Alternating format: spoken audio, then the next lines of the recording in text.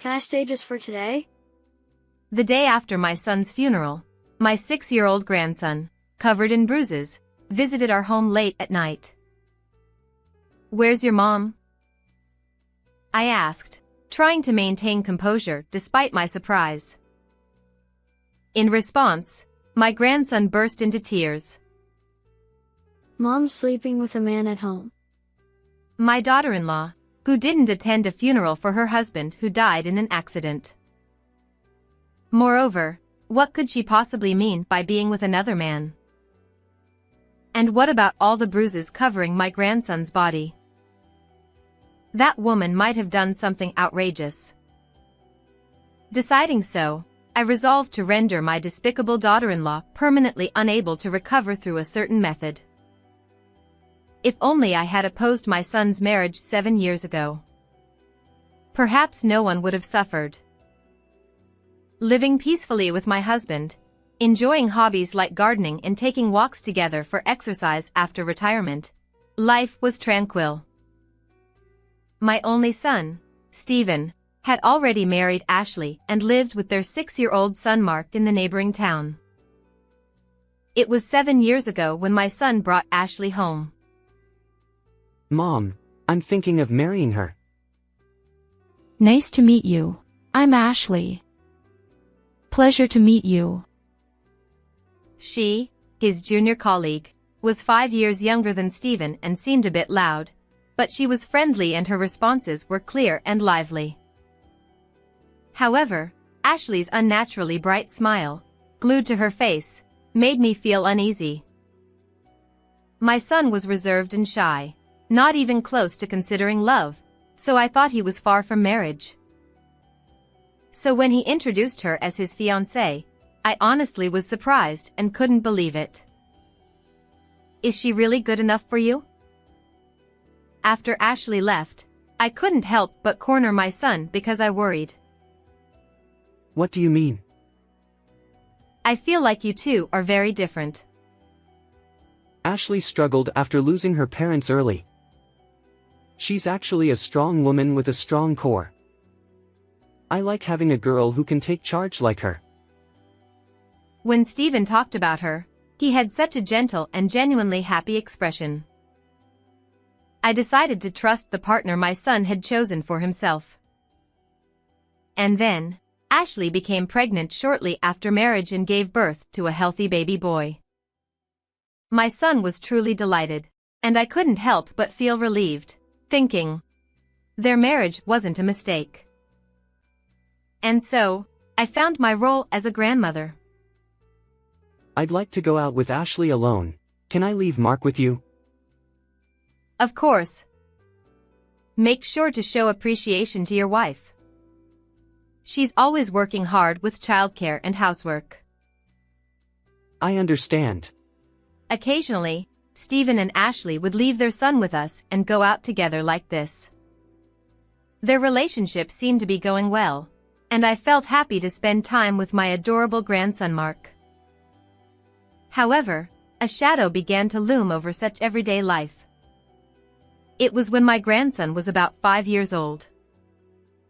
Returning from a trip with friends, I decided to stop by my son's house on the way to deliver souvenirs. I was just going to drop them off and leave immediately, so I headed there without notifying anyone.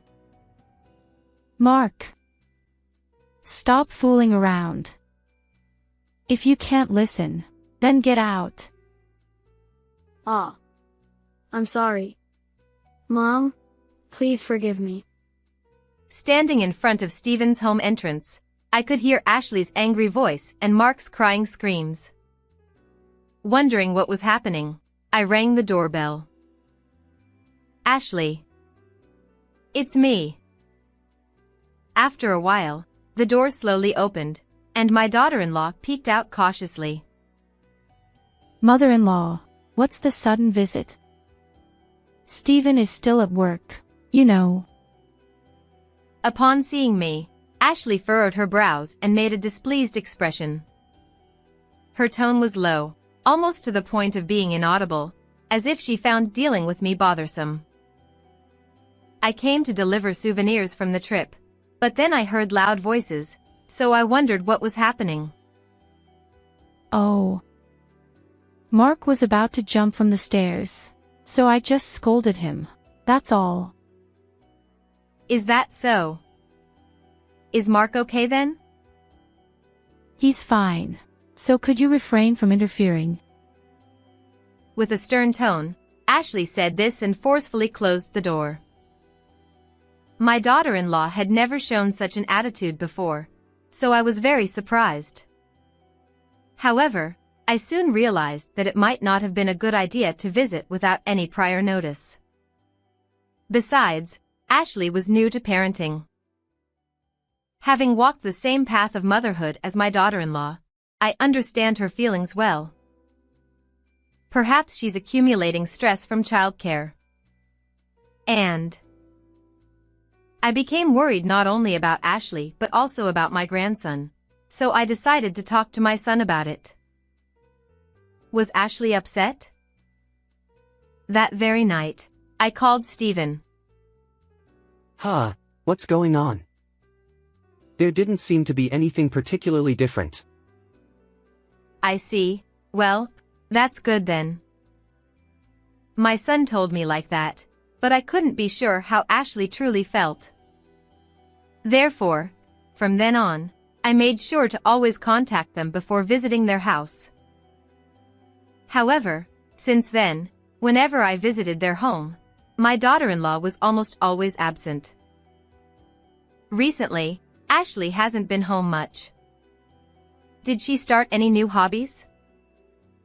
Thinking that she might be avoiding me, I tried to indirectly inquire about my daughter-in-law's actions. No, she's just not home a lot on her days off, so I end up taking care of Mark more often. My son didn't seem particularly concerned about his wife's absence. Seeing that he seemed to be enjoying his time with the children, I felt it wasn't my place to interfere. About a year passed, and Mark turned 6. Unfortunately, I had a prior commitment on his birthday, so we planned to celebrate it on another day. Wanting to give him something he truly wanted, I called my son.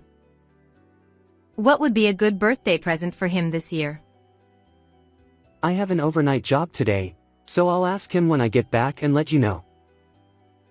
It seemed Stephen had been quite busy lately, traveling around the country for business trips, sometimes being away from home for several days. He has a precious wife and child, so I hope he doesn't overwork himself and stays healthy. I planned to convey this message to him the next time I saw him. However, little did I know, that phone call would be our last conversation. The next day, I received a call from my daughter-in-law informing me that Stephen had been involved in a hit-and-run accident and had passed away. I can't believe it. We just talked yesterday, and he seemed fine. I was in shock and couldn't find the words, so I inadvertently hung up the phone. However, I needed to confirm details about the funeral arrangements. So, I reached out to my daughter-in-law. Ashley, I'm sorry about earlier. I was just so shocked and didn't know what to say. It's fine. So, what are your plans for Stephen's funeral? That's up to you. Do whatever you want. Before I could say anything further, the call abruptly ended. I was surprised by Ashley's response. However, thinking that my daughter-in-law must be even more shocked than I was, to say something like that, I decided to take the lead in organizing the funeral preparations. After that, I was busy for several days, and I only contacted Ashley to inform her of the funeral schedule. I didn't have the time to listen to her or offer any support. Then, amidst the grief, we reached the day of my son's funeral. Ashley, what could be wrong? To my surprise, my daughter-in-law didn't show up at the venue even when the time came, and no matter how many times I called her, I couldn't reach her. As a result, The funeral proceeded without Ashley and my grandson. Even after the ceremony, I continued trying to contact Ashley, but she never responded to any of my calls. I considered going to her home, but with constant visitors, I couldn't find a suitable time. It was on the late night of the day after the funeral. Grandma, Grandpa. As I woke up to use the restroom, I noticed a voice calling us from the direction of the front door. Who could it be at this hour? I cautiously opened the door, only to find my 6-year-old grandchild, Mark, standing there. And he was covered in bruises all over his body. Can I stay over just for tonight? As soon as he saw my face, Mark began trembling, his expression on the verge of tears. Where's your mom? She's sleeping with a man at home. He told me not to come back until tomorrow night. Upon closer inquiry, I learned that Mark had walked all the way from the neighboring town to get here. I embraced the tearful child tightly. Despite the recent loss of my son, the fact that my daughter-in-law had been involved with another man and neglected Mark filled me with both sadness and anger. Then there was another concern: Mark's injuries. Upon examining Mark's entire body, I discovered numerous painful scars, ranging from fresh wounds to older ones. What happened to these wounds? I can't tell you. Mark remained silent, refusing to speak no matter how many times I asked. I couldn't determine if he was protecting someone or being silenced, but I began to suspect whether my daughter-in-law had been mistreating Mark all along. I invited my grandson into the room and offered him some hot milk. Grandma. What's wrong? Are you sleepy already? No. It's something else. If Dad goes to the other world, will we get lots of money? Huh? Who said something like that? A 6-year-old grandson shouldn't know about such things. Certainly, some adult, must have said it. Mom was talking to a man. Hearing this, a suspicion arose within me. The police are still investigating the hit and run involving my son, and the perpetrator has not been caught yet. However, considering his wife's behavior and what Mark has said, I began to suspect that Ashley might be involved in some way in this incident. Unable to sit still, I woke up my husband, who was sleeping on the second floor, and explained the situation. Then, I asked him to put our grandson to bed, and during that time, I decided to go check the house where Ashley was presumably having a good time with another man. When I arrived at my daughter-in-law's house, I noticed an unfamiliar car parked there. Since Ashley doesn't have a driver's license, this must belong to her affair partner. Could this be? Just in case, I took note of the license plate number and checked the car for any unusual signs or damages. I found a dent as if something had collided with the front of the vehicle. As I tried to take a photo of it, despite it being late at night, someone approached me and started talking. Listening to the person's story, I became convinced that the owner of this car was undoubtedly involved in Steven's hit and run.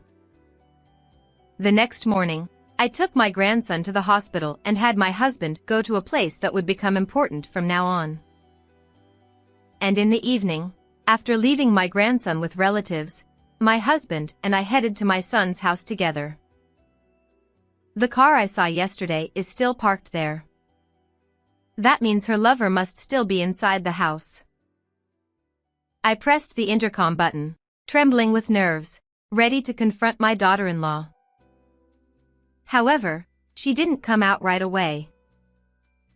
Ashley, I know you're in there. We need to talk about Steven's insurance matters. Could you please come out? Of course, what I wanted to discuss wasn't about that. However, I thought that if I mentioned the money, Ashley would come out. As I had expected, after a while, Ashley appeared as anticipated. What do you mean by insurance money? Since we're here, could you let us in? Hold on. Can we talk here? She stubbornly refused to move from the front of the door, not letting us pass through to the inside. Do you have a reason why I shouldn't come in? Upon my question, she fell silent. So, with my husband's help, I forcefully entered. And then, we proceeded to search each room, looking for her affair partner. Hey! What do you think you're doing? I'll call the police. She desperately tried to block our way. Who is this man? I asked as I opened the bedroom door, finding a man lying on the bed, seemingly the target of our search. Ashley replied, It doesn't matter who he is. This is not good. Didn't you attend Stephen's funeral because of this person? That's not true. He's just a friend of mine who's traveling across the United States. He just arrived here and I let him rest. He seems tired, so please don't disturb him.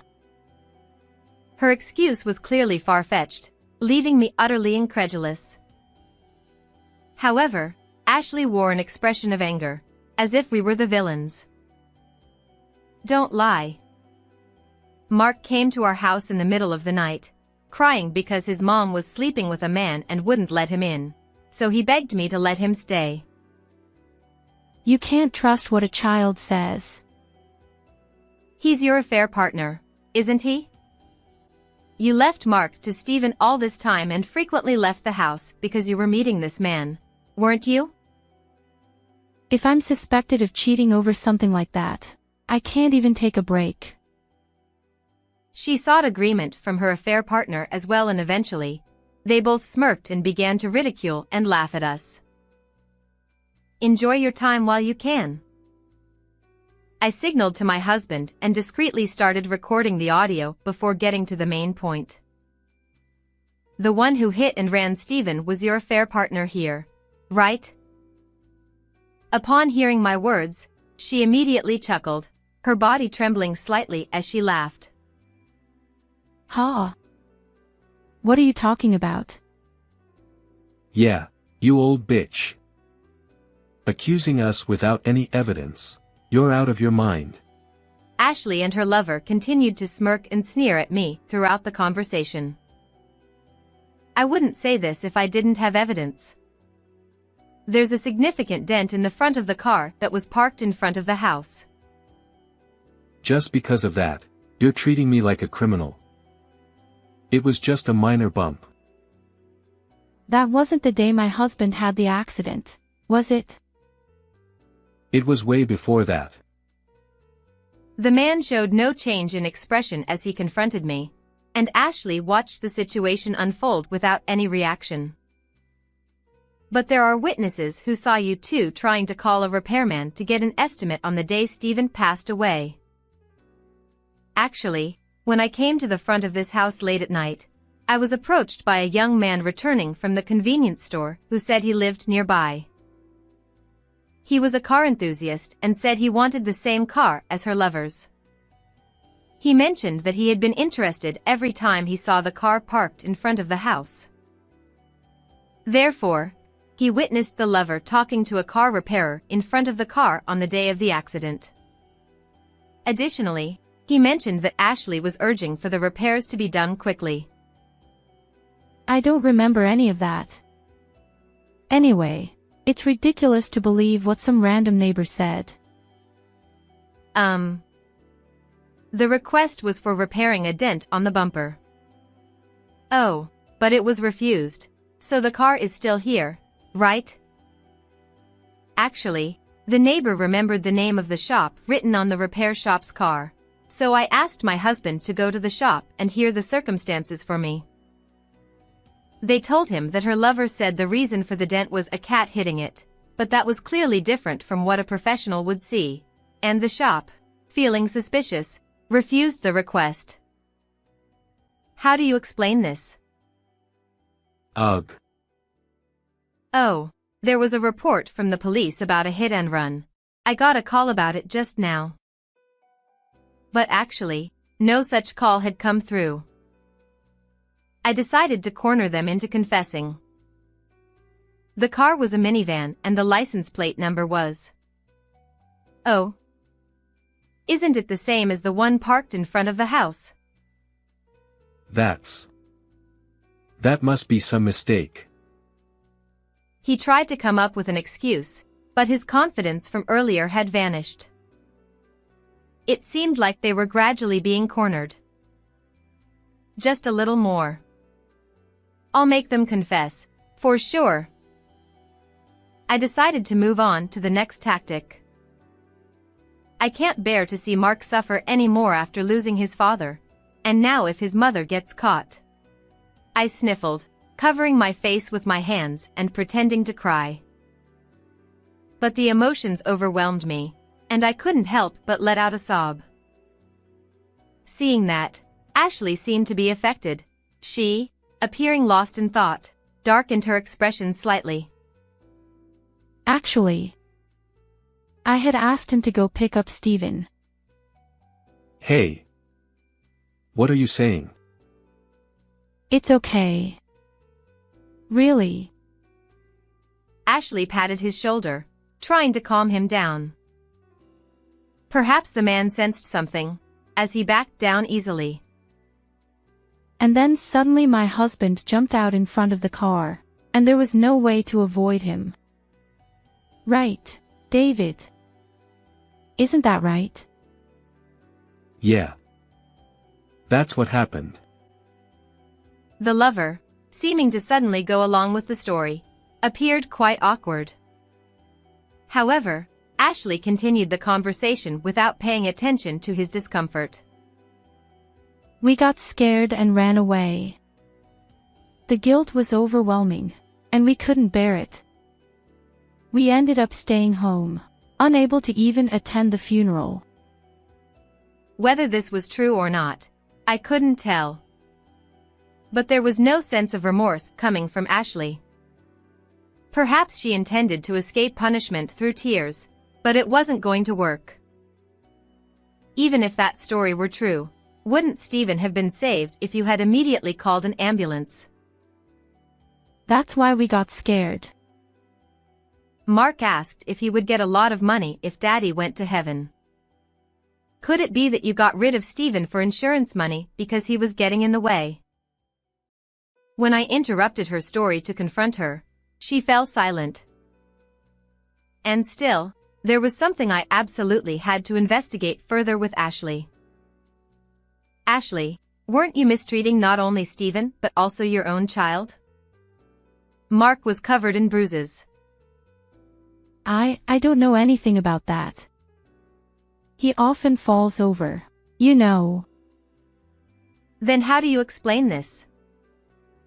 I thrust a piece of paper in front of her nose. Earlier in the morning, I had taken my grandson to the hospital and gotten a diagnosis written up. It stated that the bruises were likely caused by a strong force hitting them. The doctor mentioned that Mark's injuries might have been caused by a man's force. Upon hearing my words, her lover turned his face away. Judging from his demeanor, there was no doubt he was the one who had laid hands on my grandson. And earlier, when she claimed that Mark's injuries were due to his own fault, it was likely an attempt to cover up her lover's actions. I glared at her. Ashley, can't you even protect your own child? How despicable. But whenever he comes around, Mark starts crying all of a sudden. It's so annoying. Finally, Ashley showed her true colors. With this statement, I was convinced that her lover had harmed Mark, and Ashley had turned a blind eye to it. Mark, you've done well so far. Leave the rest to me. My grandson, who had witnessed his own mother being intimate with a man other than his father, must have gone through so much pain. And Stephen, my son who went to heaven leaving behind a young child. Thinking of their feelings, flames of anger surged within me. You too will suffer. What can an old bitch like you do? With her shouted words, the room fell silent, and the only sound echoing was the ticking of the clock. However, Ashley and her lover continued to laugh heartily, seemingly still at ease. However, when I took a deep breath and began my final attack, the situation took a sudden turn. You know, it seems like you're being spread around on social media. Huh? Why? Ashley, visibly flustered, took out her smartphone and began to look up something. A male friend of my son, feeling suspicious about your absence from the funeral, contacted me. I revealed what I had known to that person. He then contacted me back, saying, his wife seems suspicious, and conducted various investigations. Afterward, Ashley's male acquaintances' checkered past and debts were revealed one after another, and other friends got involved and spread the information. Hey. It's unacceptable for you to pry into people's lives like that. Ashley seemed to have found something about herself on her phone. She looked furious at the screen, then suddenly widened her eyes. Wait. Why are my photos? Later, I received a call from my son's friend saying, Ashley's face photos are spreading on the net too. Of course, he didn't intend to go that far, but someone apparently posted the photos. Moreover, among the latest things spread, there was even a photo of her looking stern near the accident scene. It seemed like the situation was spiraling out of control. It's your fault for saying too much. What are you going to do about it? Fix this. The internet is powerful, isn't it? But, you're the one who did something bad enough to get criticized, aren't you? As I cornered her, she broke into a sweat, her face dripping like a waterfall. I'm going to inform the police about everything I've learned so far. With that, surely, the investigation will turn toward you too regarding Stephen's case, and everything will be exposed. Please don't do that. She suddenly burst into tears, her mascara running down her face, making her look pitiful. And her lover also repeatedly apologized. I won't forgive you even if you do something like that. Then the two of them exchanged glances, and Ashley nodded slightly. Then we'll silence you here and now. To my surprise, both she and the lover lunged at my husband and me. However, just at that moment, the doorbell rang, and we heard police from the other side of the door. Huh? Why? As it turns out, someone had reported the presence of a car believed to be the one that hit Stephen just before entering the house. Help us, please. Seizing the opportunity while the two were in confusion, my husband and I rushed to the front door and were protected by the police officers. Afterward, I explained the details to the investigators who came in, and my husband played the recordings he had made. The police officers then swiftly detained both of them. This is all a mistake. I didn't do anything wrong. Despite their resistance until the end, Ashley and the lover were ultimately taken away by force. The evidence gathered later led to the arrest of my son's wife's lover for the hit-and-run on my son and the abuse towards my grandson. While the exact punishment is pending trial, we hope for the severest penalty, considering our son's grievance.